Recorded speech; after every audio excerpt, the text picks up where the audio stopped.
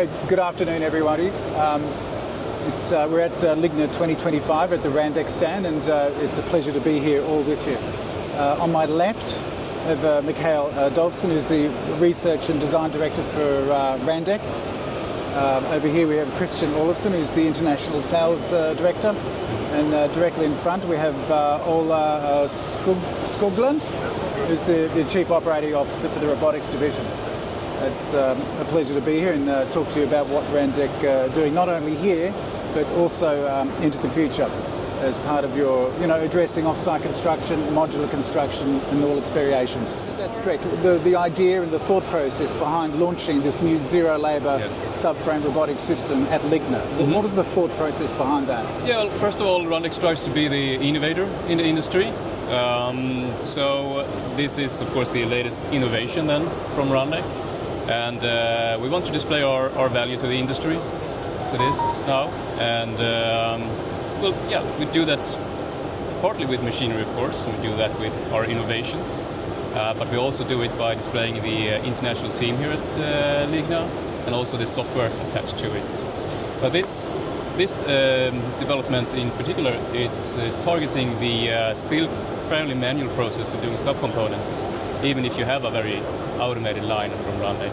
So that's the most labor-intense part today, and that's what we're targeting with this development that's been purely done in-house at Randek and is now displayed here at Ligna. Part of the broader question in terms of Randek's role in this sort of evolution, if you like, is to, was obviously responding to major global pressures such as labour shortages and the push for net zero and so on. I mean, obviously, it's not unique to Sweden or even Australia, for example, in terms of the lack of skilled labour to address and really work with the construction industry. Yes. So is this part of the message when you do speak to clients in terms of saying, well, this is part of the thought process behind the new zero labour robotic system? Yeah, it definitely is. I mean, we are going out with that message, of course, that we can solve that problem, but I would say many times that's the key driver for customers to coming to us or clients, potential clients, with the problem of finding skilled labor and keeping the skilled labor in a company as well. And yes, we address that problem for them with our automation solutions. Yeah, I understand. Would anyone else like to talk to that? Or? Yeah, as Christian said, the whole idea with what we do is to create something that not only gets our customers into automation, into a better way of producing, but also attracts people, right? Because it needs to be an attractive workplace. With technology, you bring people in and you make them have a better work day so they can last longer in the actual industry. So part of the, if you like, the thought process behind it's not only addressing labour shortages, but also recognises that, how do you say, employees' interests and career preferences have changed as well. Is that fair? Yeah, I would say so. I mean, we need to draw in the next generation into the business. We need to create a good work environment for all to have a long and sustainable work life in the business, to be able to grow the markets or grow your business. Yeah, what role does this new sub-assembly system play within the broader zero-labour robotic landscape, into the ecosystem of the zero-labour robotic landscape? That's my question. Yeah. Well, the zero-labour system was created out of the necessity to create a more automated system that took away some of the dull, dirty, dangerous work for the operators, while keeping it fairly compact, right? So that's the start. Right. We started with what we today call the R2, which is a two-robot cell, which then grew by demand for faster production and more flexibility into the R3. And now we have a range from R2 to R5 systems. And the reason we started in that area is actually that we try to see what's the thing to target that's the most laborsome for the actual workers. I mean, picking up sheets, turning them 90 degrees, placing them on the actual wall all day long, the heavy sheets, it's a hard work. And in some cases we actually have to go up on the tables to nail the sheets, right?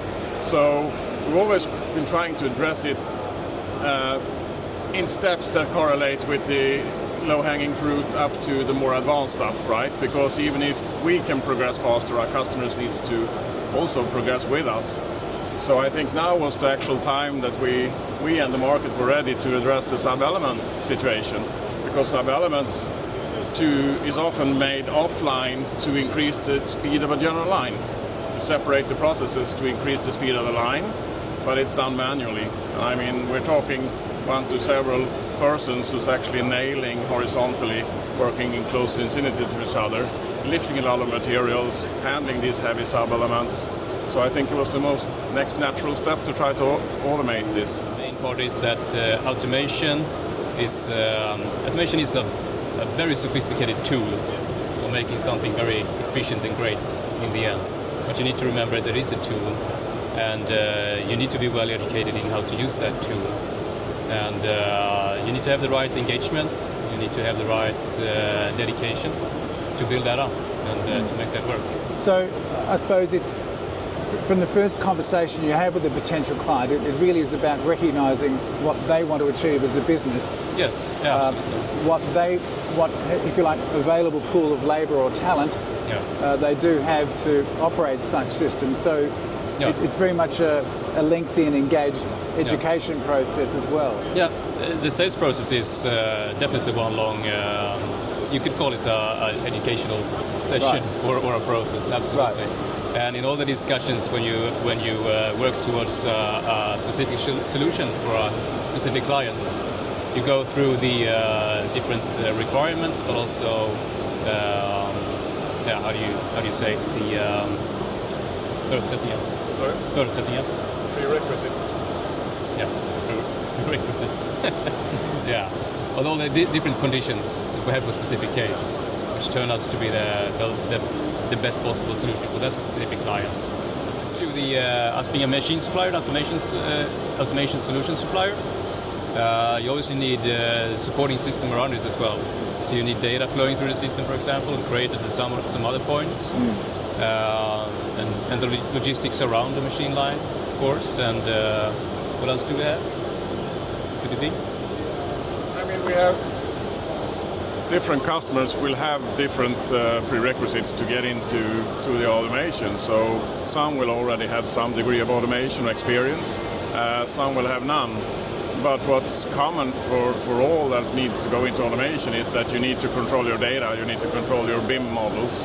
And luckily Randek, as a long-term supplier of these systems, we work with all the major CAD vendors, so there's always very good support for the customer to get help from both the vendors and from Randek through the process of honing in their actual drawings to the level of automation.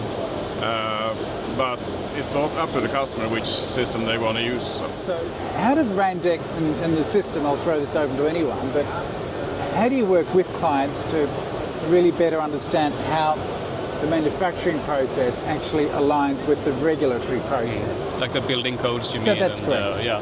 Well, first of all, I mean, the systems that we have, they could basically build anything. Not saying it's the optimal way of doing it. I mean, there's better, worse way of building something, but it could. So it's not really a problem in terms of can we actually comply with the different regulations and so on. But usually this is a part of the sales process as well, where we look at drawings and we see what kind of conditions that we have to work with and requirements we have to work with.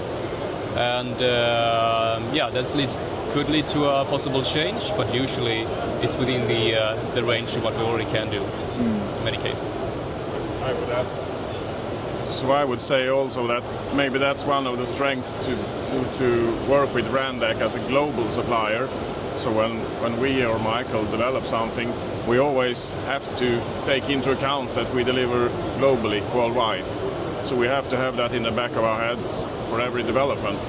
It's no use for us to just develop something that fits for Sweden and have to redo it for the next market. So it might even take longer for us sometimes to develop something because of that. But when we do, we make sure that it really tries to address the global market situation or the different regulatory markets. So that really is part of the R&D process from Randek's perspective, to make sure that what you do manufacture and ultimately take to market can be applied globally. Since we are very global and have been for a long time, we are an exporting company from Sweden. We have a lot of experience within the company, and with that experience we see a lot of synergies between markets as well, and that is being brought into development process as well. We are working globally, so we need to do all our integrations to fit every market that we are working on. So, as Ola mentioned, it is quite advanced to be able to address all the markets and look at all the building, how every market build components, build walls, build trusses. So it does make the development a little bit more complex than just to focus on one market. So it's really not, if you like, the birth of a new machine. The new isn't just what you see now. It's all the intellectual capital of recognising all the decades of experience, if you like, of knowing how to build a machine that is fit for purpose in any environment. Yeah. Is that fair? Yeah, exactly. I would say yes. I mean, that's what you don't see is a lot of experience in a machine like this, because it's running a program now just for show, and it may look like we pick it and placing, but it's behind that picking and placing. There's a lot of experience how you treat wood in automation, in an automated process, and that's within Randek of experience. Yeah, I'd like to just go back to you, Mikhail. Yeah. But I mean, obviously there are, if you like, there are specific production challenges or bottlenecks in the sub-assembly system that this new one was designed to eliminate. I mean, could you talk me through the suite of zero labour robotic systems and how this new one fits into that? Well, yeah, we are looking at the processes and see what we always try to develop our machinery, and we are looking into where our automation do the most use.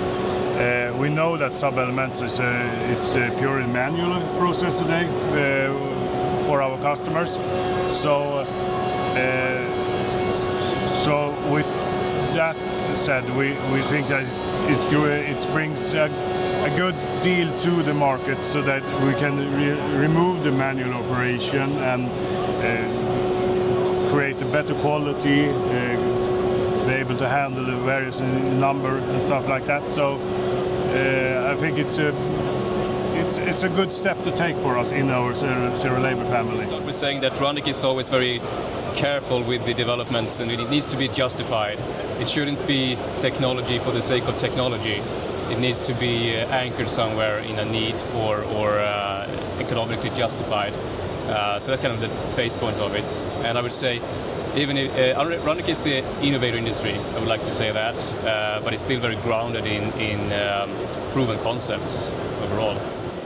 I can just add on to what you say, that you'll never see Randek throw in equipment just for the sake of throwing in equipment. We'll always really carefully think on how little equipment we actually can bring in to manage what we set out to do. Because all these equipments need maintenance and stuff also, so we never want to do it over complex. We want to do it as simple as possible. So really, if I can put it this way, the company philosophy is about lean manufacturing. Yeah, you could say that. It's lean manufacturing, yeah. And recognising that the lean processes, what you do needs to clearly align with the philosophy of off-site construction, which is all about lean manufacturing, waste reduction, reduced labour as required, or all those sorts of benefits. Is that fair? Yeah, and targeting what we see as beneficial for our customers, both in productivity but also in creating good working conditions and settings for the next generation to really come into the business and thrive. The philosophy of sharing and openness, is that part of the Swedish way of life? I would say, yeah, it's a bit of Swedish culture, I would say, company culture, definitely. But I think we're very good at spreading that out as well. You know, we have Randek UK, Randek Inc., Randek PTY, and it's all very flat, I would say. It's all very high-level discussions in all parts of Randek. where we all are very, passionate about machinery, automation, and taking the next step. I think Randek will always, Randek's core business will always be machines, well-designed machines and automation. So that's where we will continue. But I think more and more is going to be a more complete package with software as well. And I think the industry is going to be demanding, requiring a more a holistic or full delivery of machine function and software.